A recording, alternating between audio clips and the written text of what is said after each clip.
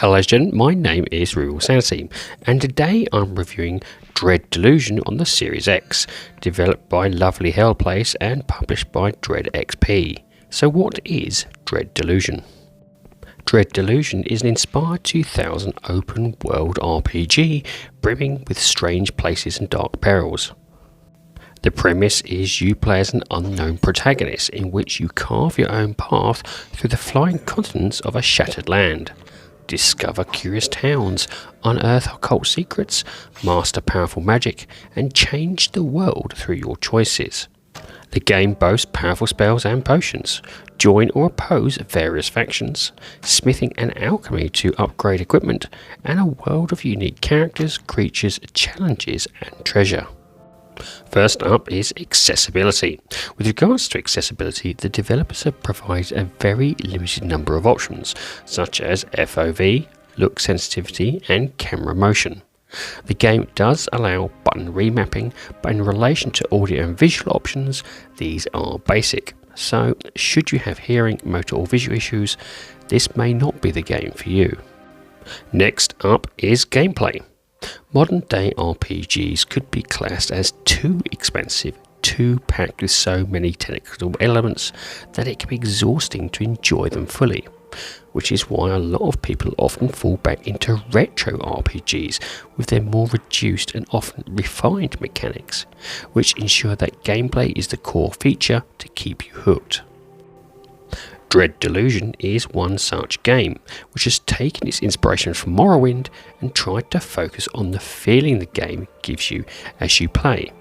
From the beginning, you are an unknown protagonist and prisoner of the Inquisition, set on the Onic Isles. Like all good RPGs, the background and beginner's character stats are set based on a selection of choices that refine what sort of person you are. Want to be a highborn thief? Or a heavy-wielding knight, or a sneaky spellcaster. All is available to choose. You are tasked by the Inquisition to take down the main foe of the game, a pirate called Vila Kalos, whose aim is to change the world using old gods' power. The Inquisition doesn't want the status quo changed, as their faith is based fully in science, and they hunt heathens who believe in the old gods. So, in exchange for your freedom, you're tasked with bringing this villain to justice by any means necessary. And without further ado, you are released into the world to do just that. You soon arrive at the tutorial village that soon gives you some side quests, and the task of stopping Vila in her castle. After ploughing through said castle, she escapes, and you are then tasked at finding her 3 lieutenants, convince them to join you, and stop her once and for all. The game has no hand-holding at all, and even though the open areas are semi-big, there is a huge number of hidden passages, dungeons and skylifts that really need you to explore thoroughly. The game expects you to carefully read all dialogue to understand what you need to do. The game provides no quest markers, and at the beginning, no map. Once you meet a cartographer, you will be given a map. To fill in when you explore places, a prompt will be highlighted. You will physically need to input this or your map will stay bare.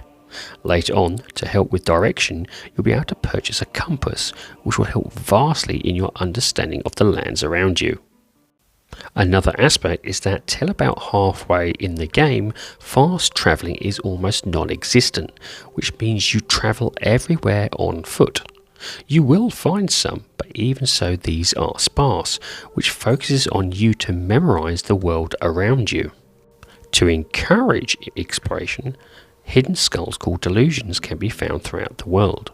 Delusions is the only way to gain experience to level up and upgrade your main ability points once you have collected enough. You also gain delusions for completing side quests. Speaking about side quests, as with every RPG, you will soon meet NPCs who give various side quests, which thankfully are never really about go here, find this and bring it back. They are thoughtful and very entertaining with multiple ways at completing said task. For example, the mayor of a village told me that local bandits was threatening him with a huge monster in a nearby castle and needs you to stop them. When I arrived there, they claimed that they were hired to kill some local monsters but never got paid the full amount, and requested I steal a ledger which backed up their claims so they could force payment.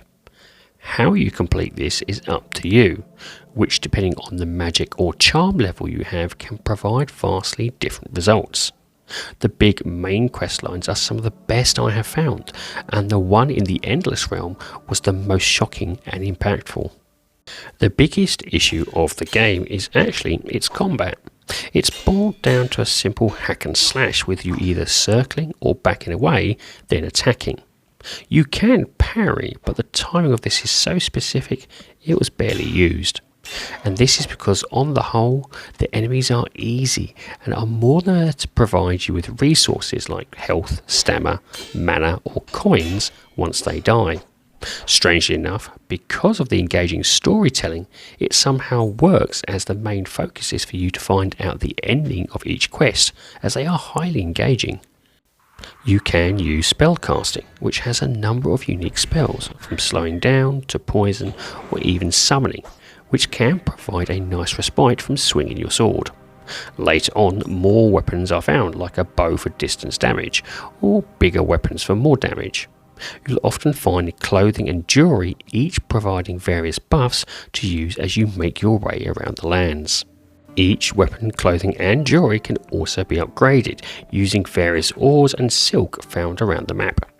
Here you will need to go into towns and villages to upgrade them using the blacksmith, and in general purchase unique items including deeds to property. You can purchase one property in every land, and these can be upgraded to house item upgrades and show off trophies.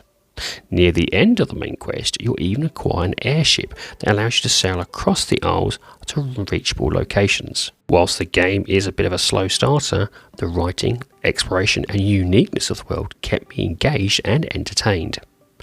Unfortunately, there currently is a game-breaking bug stopping me from handing in a main story questline in the Endless Realm, thus locking me out from completing the game.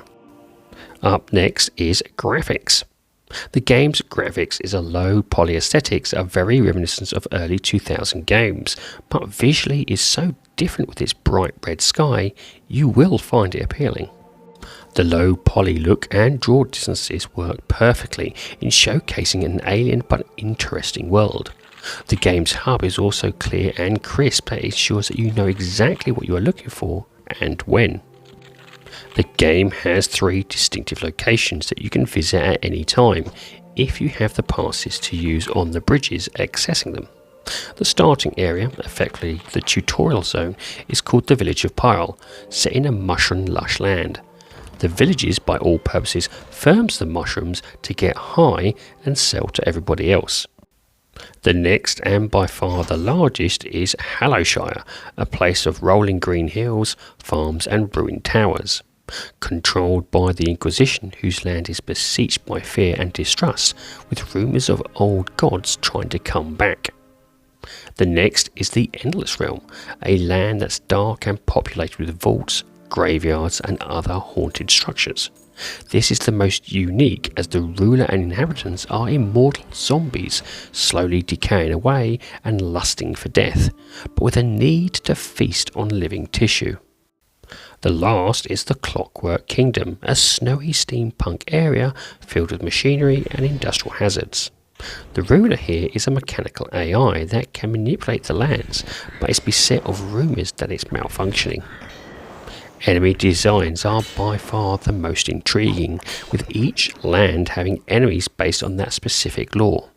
Overall frame rate and stability was superb in all of my gameplay, but I did see some tearing and visual pop-ins when entering a new area and an autosave occurred.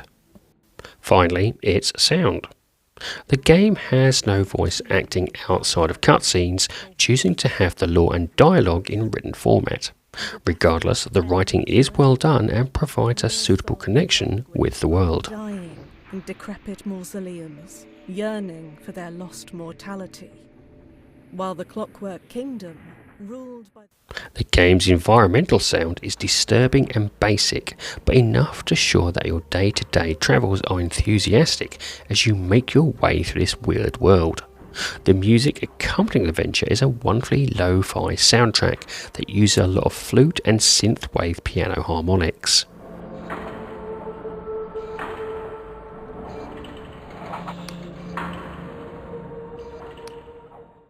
Enemy sounds are also equally well done, as each enemy has its own moody sound that echoes in the distance, providing you opportunity to hear its location. My recommendation here would be to get a good quality headset to listen to this superb music as you explore the unique and strange world. And this leads me on to the rating of the game. Now I rate games in order of avoid, on sale, great purchase and must own. My rating for Dread Delusion is on sale. RPGs are notoriously hard to develop as every player will have their own version of what is the perfect RPG adventure. Is this the same as Morrowind? No, but the feeling and enjoyment it gives you is there regardless. The game is currently priced on Xbox at £17.99, or approximately $19, and depending on your skill and patience would give you about 25 plus hours to complete. It also has a hard mode and an ending that is based on the game's choices, allowing for replayability which could easily double the time. This is a great game, and I'm sure once the game's breaking bug has been fixed, it will be perfect for those wanting an RPG that is different but nostalgic at the same time. Well, ladies and gentlemen, that's it. I do hope you like this review, and if you do, please like, share and subscribe if you so wish. And if you would like to put some notes or even just a comment in the comment section, I do like reading them. Anyway, have a great time gaming, and I'll see you all again soon.